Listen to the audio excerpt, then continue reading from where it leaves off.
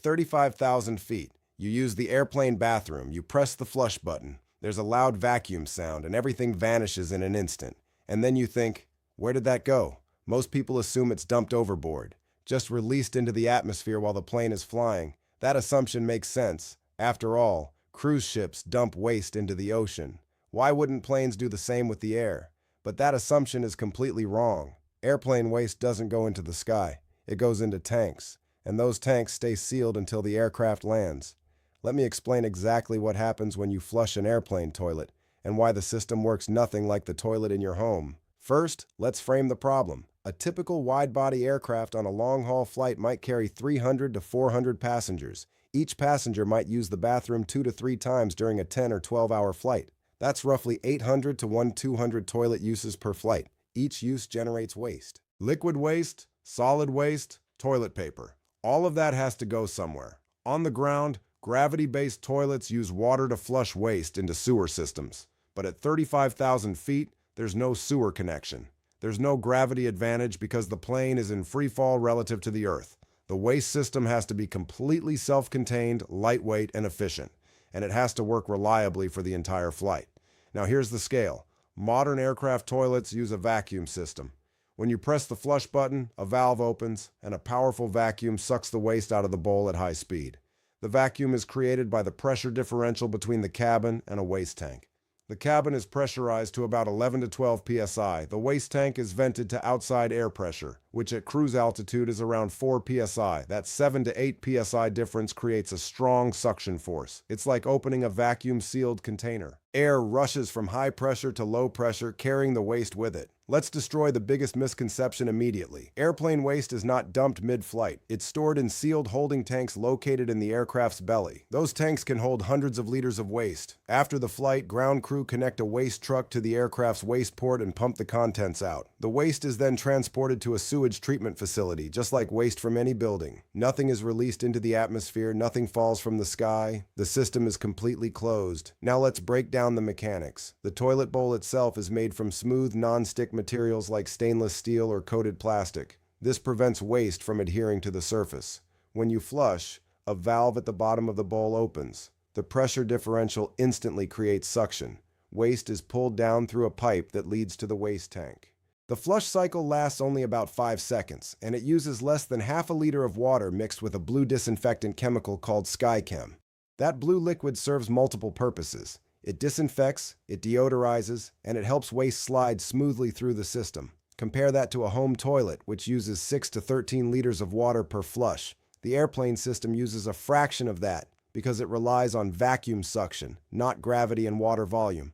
This saves weight. Water is heavy. Carrying thousands of liters of flush water would add significant weight to the aircraft, reducing fuel efficiency and payload capacity. The vacuum system is lighter, more efficient, and perfectly suited for aviation. Here's the real-world application. The waste tank is typically located in the lower fuselage near the center of the aircraft. It's a sealed, reinforced container designed to handle pressure changes as the aircraft climbs and descends. As the plane climbs, outside air pressure drops, which maintains the pressure differential needed for the vacuum system. As the plane descends, outside pressure increases, reducing the differential. But the system is designed to work across the entire altitude range. The tank has sensors that monitor fill level. When it reaches a certain capacity, a light illuminates in the cockpit, alerting the crew. On most flights, the tank doesn't fill completely, but on ultra-long-haul flights with high passenger loads, it can get close. That's why some large aircraft like the Airbus A380 have multiple waste tanks to ensure sufficient capacity. Now let's go deeper into the chemistry. The blue disinfectant chemical isn't just for smell. It breaks down waste, reducing bacterial growth and preventing clogs in the system. It also reduces corrosion in the pipes and tanks. Over time, waste and chemicals mix into a liquid slurry. That slurry is what gets pumped out after landing.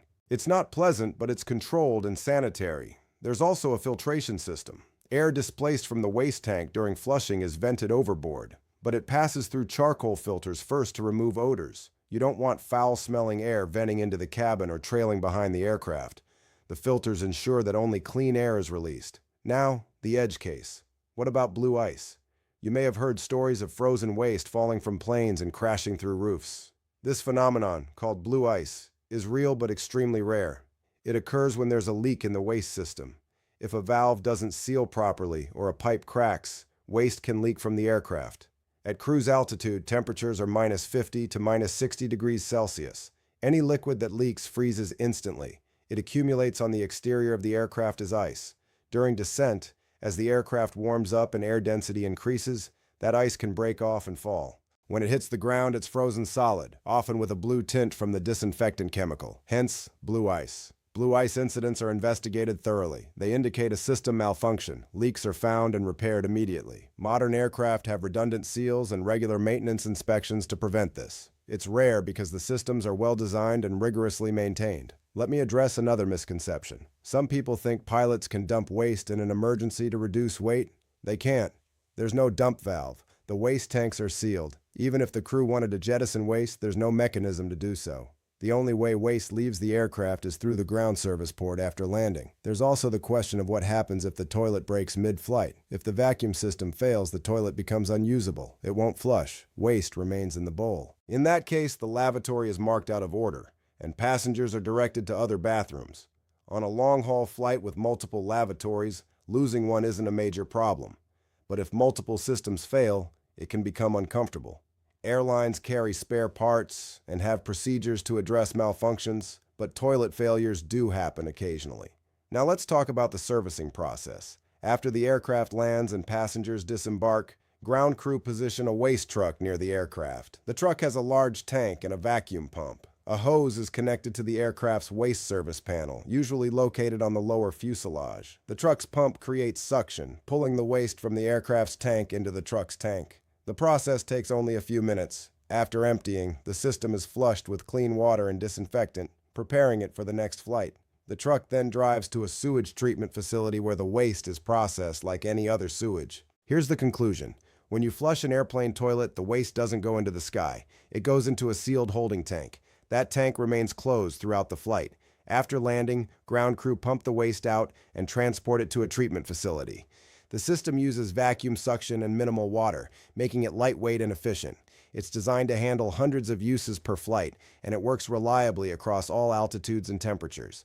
Blue ice incidents, while real, are rare and result from system malfunctions, not normal operation. To me, that's good engineering. The system solves a difficult problem: waste management in a pressurized, weight-sensitive, enclosed environment. It does so with minimal water, minimal weight, and maximum reliability. It's not glamorous, but it works. And every time you use an airplane bathroom, you're relying on a vacuum system that's been refined over decades to be as efficient and hygienic as possible. There's another layer worth understanding: the design evolution.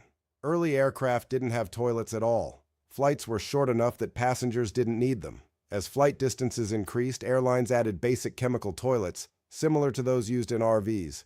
These use chemicals to break down waste, but they required large volumes of disinfectant and were heavy.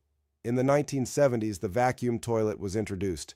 It revolutionized aircraft waste management by reducing water usage and weight. The vacuum system also improved hygiene. Older chemical toilets had to be manually emptied, often by flight attendants, which was unpleasant and unsanitary. The modern system is completely sealed. Flight attendants never handle waste.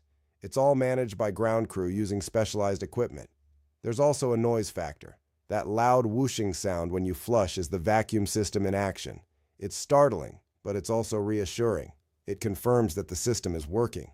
The rapid evacuation of the bowl prevents odors from lingering. Within seconds, the bowl is clean and ready for the next user. Now let's consider passenger behavior. Some people avoid using airplane bathrooms because they assume the waste is dumped overboard and they don't want to contribute to environmental pollution. That concern is understandable but misplaced. The waste is not released into the environment. It's processed through the same sewage systems as waste from homes and buildings. Using the airplane bathroom has the same environmental impact as using any other toilet connected to a sewage system.